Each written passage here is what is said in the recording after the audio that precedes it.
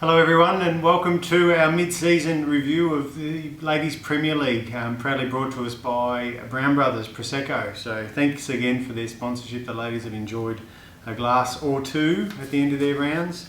I'm going to run through today, I'm going to run through the highlights of the first 6 rounds and give you an update of who's in front, who to catch and who needs to do a bit better. Okay, so round 1 we saw started off with a draw. If anybody noticed, 126 scores apiece. Lorraines Lovelies and Cheerful Chippers. Good scorers in that game was 36 points for a Cheerful Chipper. Perfect pitch lost to Nora and Patsy. I think I'm right. Nora and Patsy. Sorry. 129 was a close one. Lost Nora and Patsy won by 130 points. Other winners were the Iron Ladies. Good scorers with the Iron Ladies were Sally Hoynick and Carol Eddy with 38 points, and odds and sods Helen Taylor also had 38 points, so it was a great way to start.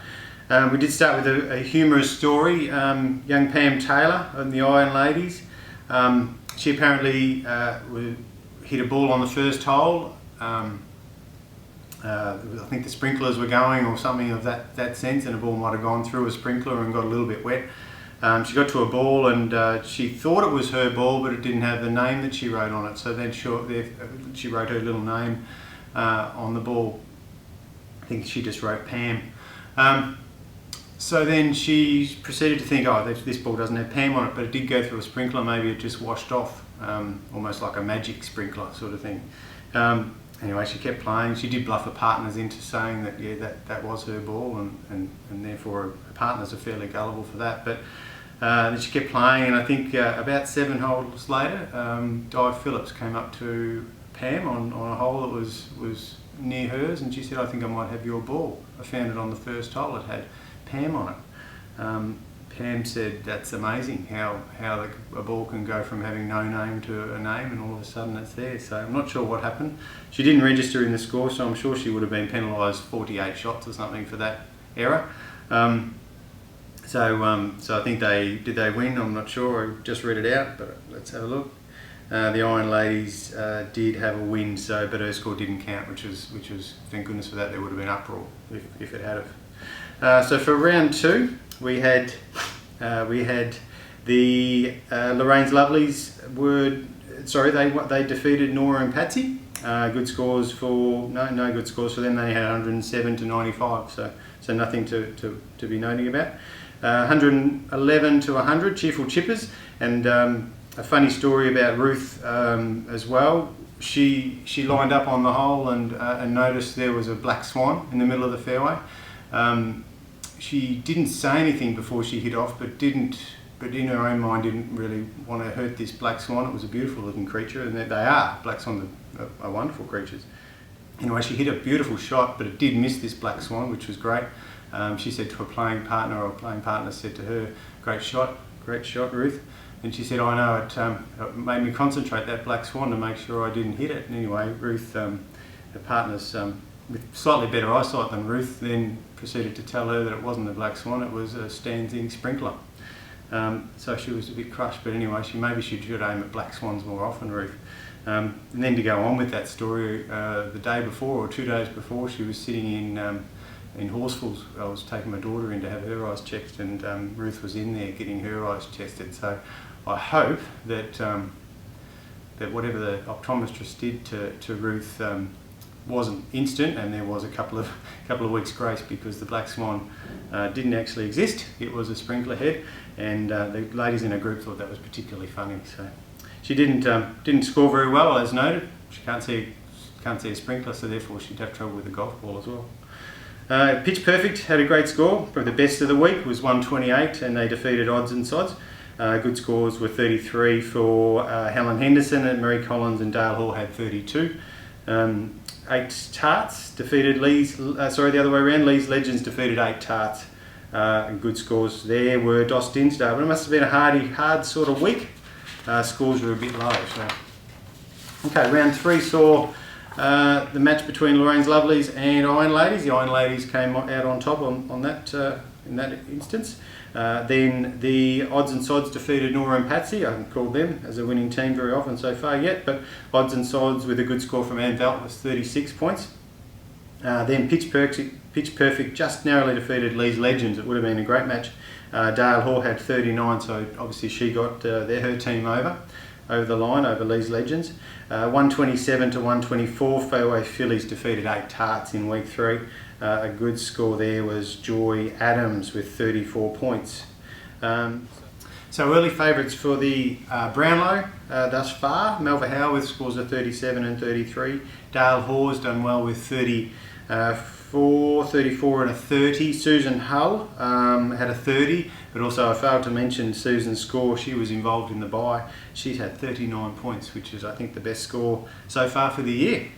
Well done, Susan. We'll just see how you get on. I think she's done all right later on too. So then week 4 saw Lorraine's Lovelies play Odds and Sods, and they had the win there with 123. Nora and Patsy still can't win a game. They played Lee's Legends, who seem to be going really well, 129. Then we had Cheerful Chippers, again Susan Hull, that's a lady just had 39 points the week before, she's had 39 again, Susan Hull. She's booked in for a lesson tomorrow, so I don't know whether she'll be teaching me or I'll be teaching her, which is interesting. That'll be fun. Ruth Turpin must have picked up her glasses from the optometrist. She's had 38 points, so that helps. Maybe I might try that, a pair of glasses. 139, that's a fantastic score. Would have beaten anybody on their day, but poor old 8 Tarts, they beat them 125, so got them on a really good day. Pitch Perfect with a score of 38 points. Dale Hoare, again, she's had a ripper start to the season. Narrowly defeated Fairway Fillies with 125. So I think Pitch Perfect without Dale Hall might have struggled over the last couple of weeks, but then, as we say, it's a team effort, and someone else will take over eventually from Dale when she hits a rocky road.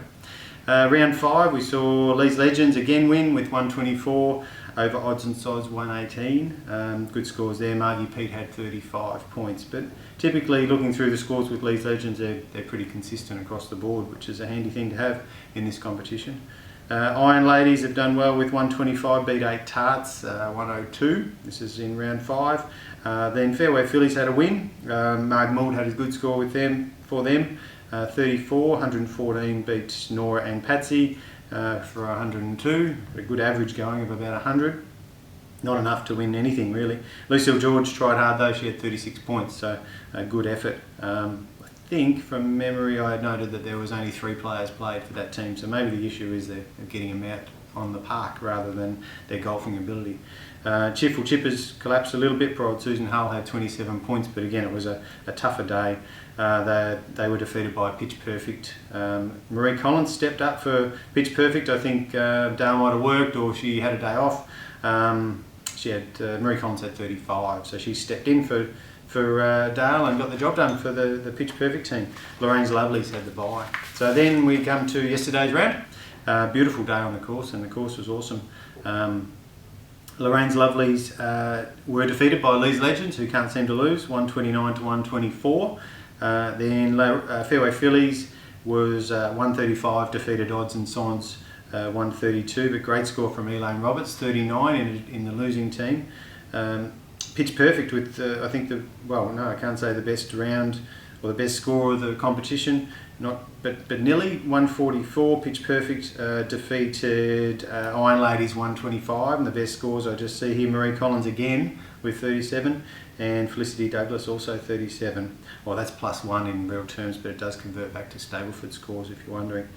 Cheerful Chippers flogged Nora and Patsy, which actually scored pretty well. Nora and Patsy 128, so they've actually picked up a little bit, but unfortunately came in second there to the Cheerful Chippers at 145. Susan Hull back on a game, 35, and Ruth Turpin again with those clear eyes. She's got a score of 38. So there, a couple of runs for the Brownlow there. Ruth Turpin coming good, as of Marie Collins, Dale Hoare, Susan Hull. There's some names that have popped up each week, so having a really good run.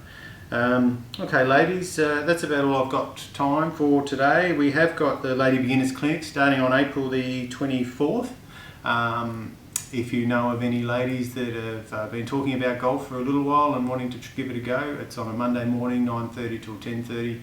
Costs us, I think, $15 per session. They can come along and see whether they like it and just pay week by week. If you know any ladies that you think might be interested in playing golf, we're happy to have them, absolutely.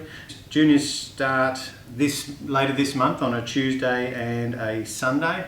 Tuesdays they're after school. We're doing an after school clinic, 4 o'clock till 5 o'clock. It's $10 per session. Again, they can come along and just pay week by week. Sundays is from 9:30 till 10:30. So hopefully we can see more kids out here, and therefore then more parents and more golfers out on the course, which is what we're all aiming for. So thank you very much for listening, and I'll talk to you in the next few weeks and give you another preview of how the competition's going before the finals, and then get into the finals. So thank you very much, and thanks to Brown Brothers, thanks to Amy, thanks to everyone else that has helped over the last few weeks. Thank you.